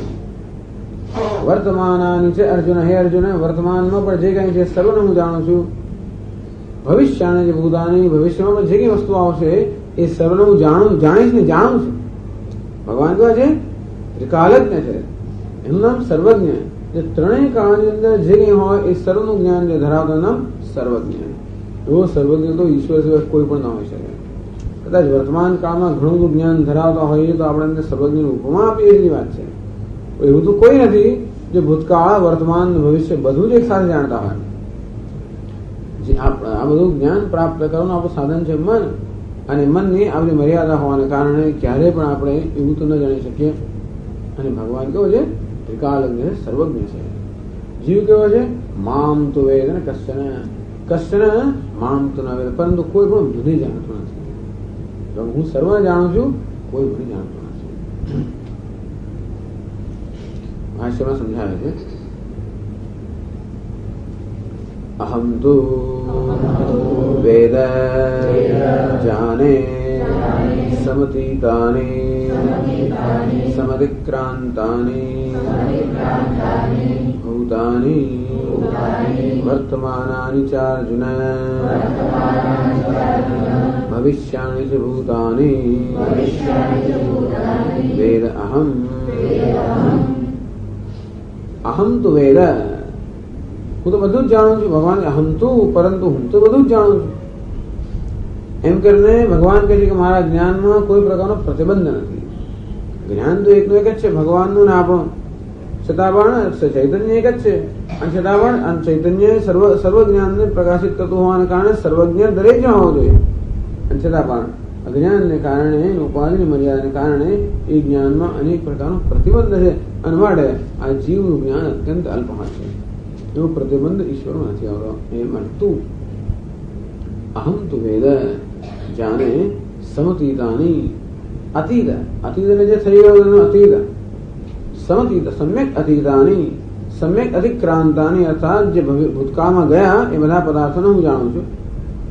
વર્તમાનાની ચાર, હે અર્જુન, વર્તમાનમાં જે પદાર્થો છે એ સર્વને હું જાણું છું.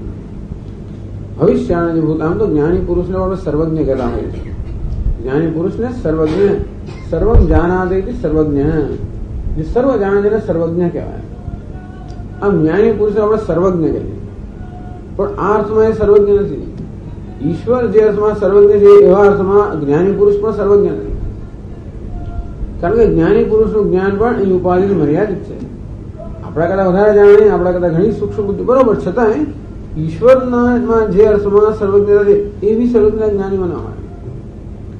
એટલા માટે બે શબ્દો વાપરે છે, યસ સર્વજ્ઞ સર્વવિદ. ઈશ્વર કહેવાય સર્વજ્ઞ અને સર્વવિદ. સર્વને વિશેષ સામાન્ય રીતે જાણે છે, સર્વને વિશેષ રીતે જાણે છે. હવે ઘડો હોય, ઘડાનું સામાન્ય જ્ઞાન એ કે આ ઘડો માટી છે. આમ ઘડાને માટી રૂપે જાણીએ એટલે જે જાણવું છે જાણી લીધું કહેવાય ખરેખર. અને એટલા માટે કે આ ઘડાને સારી રીતે જાણે છે. પણ ઘડાનું બીજું જ્ઞાન કેવું છે કે ઘડો કેટલા લીટરનો છે, કોણે બનાવ્યો, ક્યારે બનાવ્યો, કેવી રીતે બનાવ્યો, વગેરે વગેરે, શું કિંમત છે, શું વજન છે, હજાર વસ્તુઓ. એ શું સર્વવિદ.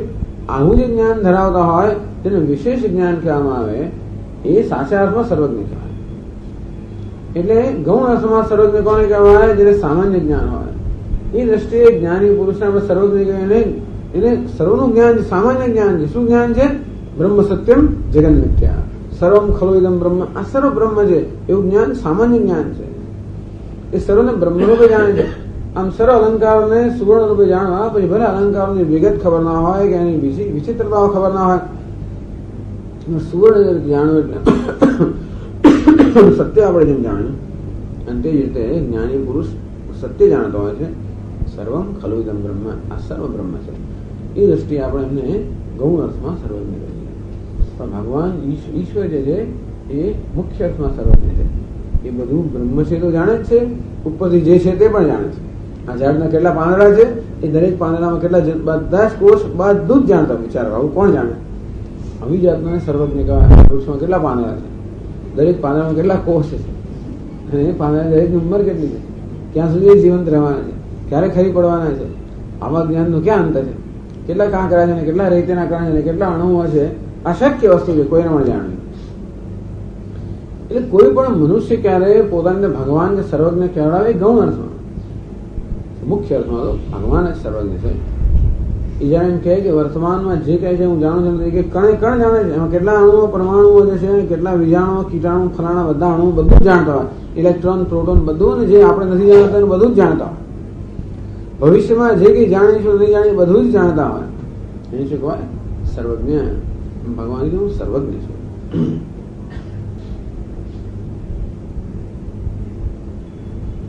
પણ આગળ લોકસ્ય માયા પ્રતિબદ્ધ વિજ્ઞાનત્વાદેવ ભગવત આભિમુખ્ય શૂન્યત્વ. લોકોને આ પ્રકારનું જ્ઞાન ન હોવાને કારણે, માયાથી સામાન્ય મનુષ્યનું જ્ઞાન આચ્છાદિત કે અવરુદ્ધ થઈ ગયોને કારણે ભગવાન માટે આદર નથી. કેમ આપણે જેનો આદર નથી? ઈશ્વર માટે આદર કેમ ના હોય? જેવો હોવો જોઈએ તો કેમ ના હોય? કેમ હજી બધી વસ્તુ માટે આદર જળવાઈ રહ્યો છે? માત્ર અવિવેક. એ સમજાવે છે, અર્થાત આપણા જીવનની સમજ આપે છે કે કેમ ભગવાન માટે આદર જન્મતો નથી. વિવેક નથી. કેમ વિવેક નથી? કારણ કે આપણો વિવેક બુદ્ધિ છે એ અજ્ઞાનથી આચ્છાદિત થઈ ગઈ છે. એ જ આગળ કહે છે ભાષ્યમાં, મામ તુ વેદન કશ્ચન મદ્ભક્તમ મચ્શરણમ એકમ મુક્ત્વા મત્તત્વવેદન અભાવાદેવ ન મામ ભજતે. મામ તો વેદન કશ્ચન, પણ મને તો કોઈ જ જાણતું નથી. ભગવાન આપને કોઈ જ જાણતું ન હોય અને આપને કોઈ જાણી શકે એમ પણ ન હોય તો પછી આપની ભક્તિ કરવાનો શું અર્થ? ભગવાન મને તો કોઈ જાણતો નથી. કોઈ જો ન જાણતો, અર્થાત આપને જાણનારો જો કોઈ જ ના હોય, કોઈ ઉત્પન્ન થયો જ ના હોય, એનો અર્થ તો પછી આપની ભક્તિ કરવાનો કોઈ અર્થ જ ના રહે. એટલે શંકરાચાર્યજી કહે છે, એમાં લખે છે મત શરણમ મત ભક્તમ મત શરણમ એકમ મુક્ત્વા. એટલે મારો જે ભક્ત છે મત શરણમ, અને જે મને શરણાગત છે એને એકલાને, એ સિવાય કોઈ મને જાણતું. એટલે કે એવું તો ના જ કહેવાય કે કોઈ મને જાણતું નથી. આગળ જ ભગવાને કહ્યું ચતુર્વિધા ભજન્તે મામ જનાઃ સુકૃતિનોર્જુન. આમ જે સુકૃતિ અર્થાત પુણ્યશાળી એવા મનુષ્યો છે એ બધા મને જાણે છે અથવા મને ભજે છે. જ્ઞાની ત્વાત્મૈવ મયમતમ, જ્ઞાની મને આત્મ સ્વરૂપ પણ જાણે છે. એવું તો નથી કે કોઈ પણ આપણે નહીં જાણે, કોઈક તો હોય ને. તો કે કોઈક તો છે, સામાન્ય તો કોઈ મને જાણતો નથી. મત ભક્તમ મત શરણમ મુક્ત્વા, મારો ભક્ત છે અને મને મારો આદર કરે છે, મને શરણાગત થયો છે, એવા થોડાક લોકોને વાત કરતા બીજું કોઈ મને જાણતું નથી. સારું, તરી સર્વભી ત્વદ્ભક્તિ દ્વારા ત્વામ જ્ઞાસ્યતિ.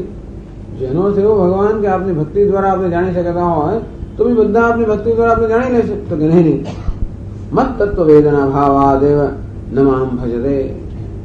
મને જાણતું તો નથી અને મને જાણવાની શક્યતા પણ એટલા માટે નથી કે મત તત્વ વેદના ભાવાત, મારા તત્વનું જે જ્ઞાન નથી અને માટે મારા માટે આદર નથી. એટલે ગીતામાં ભક્તિ કયા પ્રકારની કહે છે? જ્ઞાન પૂર્વકની ભક્તિ. આપણા મનમાં આપણા ધ્યેય વિષય માટે કે ભગવાન માટે જે ભક્તિભાવ જન્મ્યો હોય, આદર જન્મ્યો હોય, એ આદર ભગવાનના જ્ઞાનથી જન્મ્યો હોય. મહાત્મા જ્ઞાન પૂર્વસ્તુ સુદૃઢો સર્વતોધિક સ્નેહ. એવો સ્નેહ જન્મ્યો હોય મહાત્મા જ્ઞાન પૂર્વસ્તુ, ભગવાનના મહાત્મ્યનું જ્ઞાનથી આપણા મનમાં જે સ્નેહ જન્મ્યો હોય, જે દ્રઢ થયો હોય અને સર્વથી અધિક હોય, એ પ્રકારના સ્નેહને ભક્તિ કહેવાય. આપણા સંસ્કારી પણ સ્નેહ હોય છે. ઘણા લોકો એ સ્વામી વેદાંતમાં આવતા પહેલા તો મારા મનમાં અમે તો કેટલું ભજન કરતો હતો ને કેટલું બધું કરતો હતો ને કેટલી પૂજાઓ કરતો હતો, આમાં આવે એવું બંધ થયું. હું આ તો બહુ ખરાબ થયું. તું જે કરતો હતો ઉલટું તું અહીંયા આવીને અમે બંધ થઈ ગયો એટલે આ તો અમે પાપમાં પડીએ. પણ મેં એની માટે સમજું છું ત્યાં તો પહેલા જે કરતો હતો એ એને સમજ્યા કરે આપણે કરતો હશે. અને સમજવાથી પછી જે કે અણસમજવાથી જે ભક્તિ જન્મી એટલે સમજતી જતી રહે એવું થાય છે ઘણી વાર. એટલે જે ભક્તિ સમજવાથી જન્મી હોય એ ના જાય, એ તો ખરેખર બલવત્તર બને. સમજમાંથી જે આપણો ભક્તિભાવ જન્મ્યો હોય એ જેમ જેમ વેદાંત સમજીએ તો આપણો ભક્તિભાવ ખરેખર વધારે દ્રઢ બને. જો ભક્તિભાવ જતો રહેતો હોય તો આપણે જરા એ વસ્તુ ચિંતનીય છે, અર્થાત એ ચિંતા કરવા યોગ્ય વસ્તુ છે, અથવા એનું ચિંતન થવું જોઈએ કે ભક્તિનું સ્વરૂપ ભગવાન સમજાવે છે. એટલે મત તત્વ વેદન અભાવાદેવ ન મામ ભજતે. સામાન્ય મનુષ્યો મારું ભજન નથી કરતા, મારો આદર કરતા નથી, કારણ કે મારા તત્વને એનું જાણતા નથી.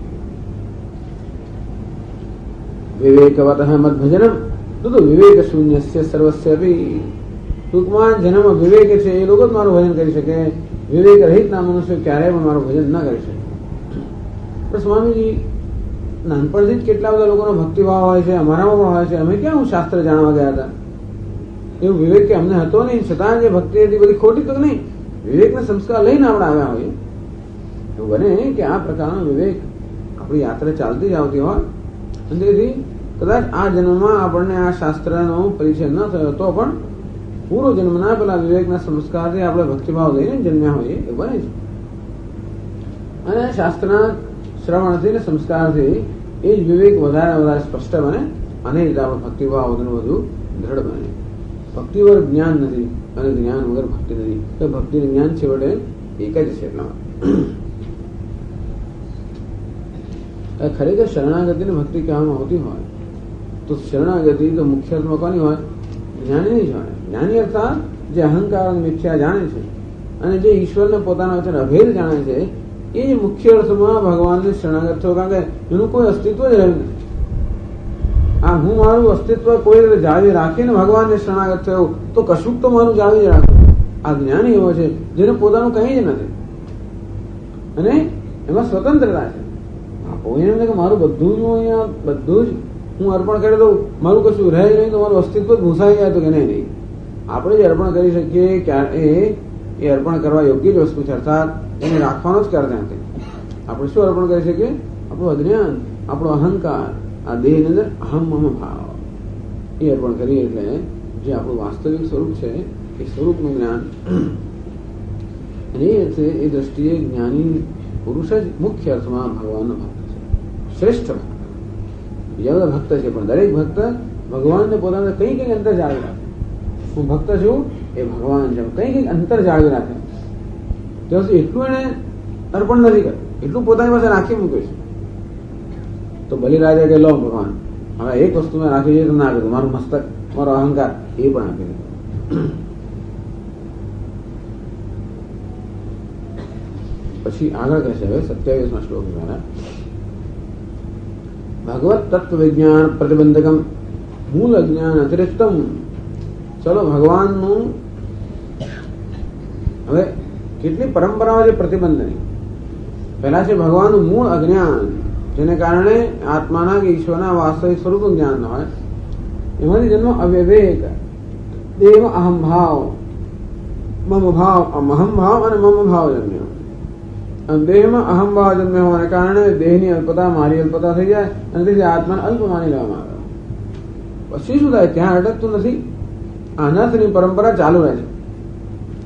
આવરણ વિક્ષેપ એટલે અહંકાર મમકાર, અને એ જ આવરણ ધીમે ધીમે વધારે ગાઢ થતું જાય, ઘેરું થતું જાય છે, અને તેથી આ પ્રતિબંધની પરંપરા પણ વધતી જાય છે. અને હવે એથી વધારાનો આગળનો કયો પ્રતિબંધ છે એની વાત થાય છે 27મા શ્લોકમાં. એની પહેલા શંકરાચાર્ય કહે છે તેન પુનઃ મત્તત્વવેદન પ્રતિબંધેન પ્રતિબદ્ધાનિ સંતે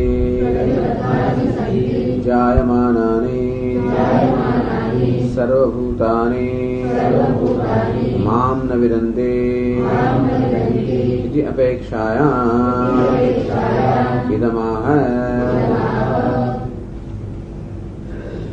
केन पुनः मत तत्ववेदन प्रतिबंधेन. પુનઃ વળી પાછો બીજો આગળનો કયો પ્રતિબંધ છે? ચલો અવિવેક પણ કેમ દૂર થતો નથી? એ અવિવેક પણ કેવો મહાન ગાઢ થઈ ગયો છે. અવિવેક વળી શેના રૂપમાં પરિણમે છે? કેન પુનઃ મત તત્વવેદન પ્રતિબંધેન. વળી પાછો કયો આગળનો મોટો પ્રતિબંધ છે? येन प्रतिबद्धानि संति, જેનાથી પ્રતિબદ્ધ થયેલા જાયમાનાની સર્વભૂતાની મામ ન વિનંતી. આમ જન્મતાની સાથે એવો બીજો કયો પ્રતિબંધ છે જેને કારણે જેનો જન્મ થયો છે પ્રત્યેક મનુષ્ય મને જાણતો નથી. આમ અજ્ઞાનનો પ્રતિબંધ તો ખરો જ, એમાંથી અવિવેક જન્મ્યો, અહંકાર જન્મ્યો, એ પણ પ્રતિબંધ તો ખરો જ. અને છતાં એથી આગળ વળી બીજો કયો પ્રતિબંધ છે જેને કારણે જેનો જન્મ થાય છે એવો કોઈ પણ મનુષ્ય મને જાણતો નથી. મને પ્રાપ્ત કરતો નથી, મારો આદર કરતો નથી. વિદંતી અપેક્ષાયાન ગમાહ. એ પ્રકારની જ્યારે અપેક્ષા, એ પ્રકારનો પ્રશ્ન ઉત્પન્ન થાય તો એનો ઉત્તર ભગવાન આપે છે 27મા શ્લોકમાં. ઈચ્છા દ્વેષ સમુત્થેન દ્વંદ્વ મોહેન ભારત સર્વભૂતાનિ सम्मोहम् सर्गे यान्ति परन्तप. अभी जो आगम एक प्रतिबंध तो इच्छा द्वेष समुत्थेन द्वंद्व मोहेन भारत. हे भारत, इच्छा द्वेष समुत्थेन, इच्छा અને દ્વેષ કે રાગ અને દ્વેષ માંથી જેનો જન્મ થયો છે એવું શું છે? દ્વંદ્વ મોહ. આ દ્વંદ્વ માંથી મોહ જન્મે. રાગ દ્વેષ માંથી સુખ દુઃખ, ઉષ્ણ શીત ઉષ્ણ આ પ્રકારનો જે દ્વંદ્વ છે એમાંથી મોહ જન્મતો હોય છે. એમાંથી બહિર્મુક્તા જન્મ થયો છે. એમાંથી રાગ દ્વેષ જન્મતા હોય છે. એને કારણે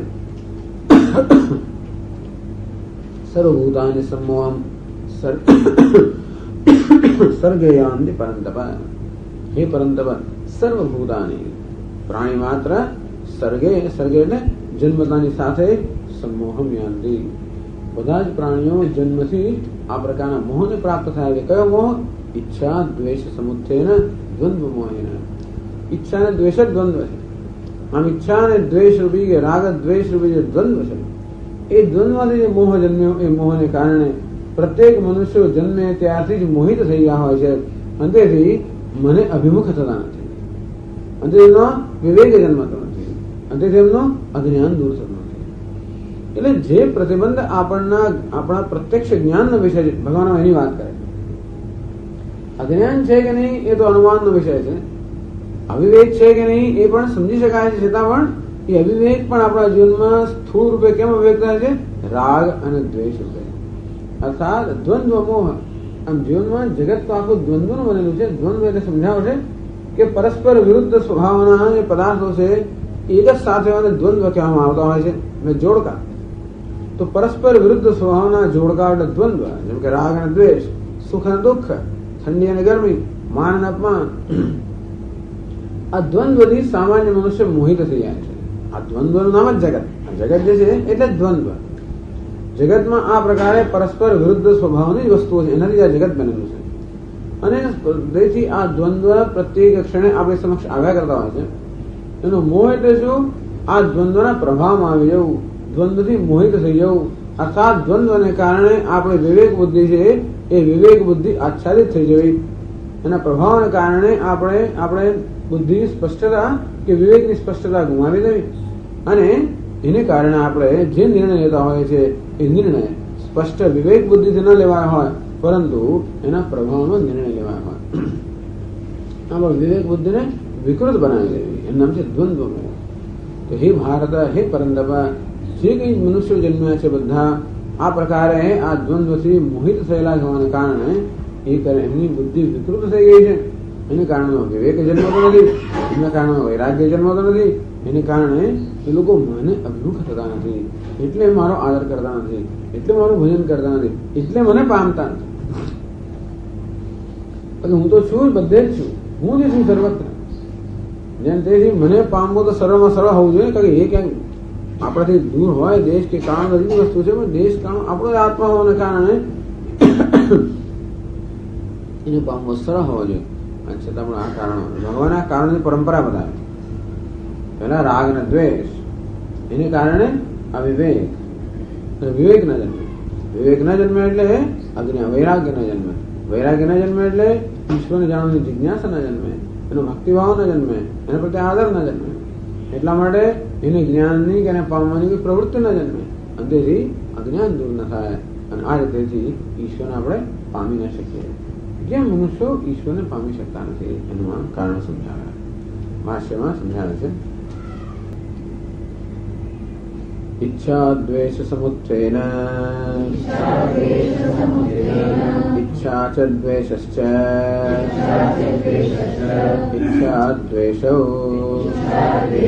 તાભ્યામ समुत्तिष्ठते इति इच्छाद्वेषसमुत्थः तेन इच्छाद्वेषसमुत्थेन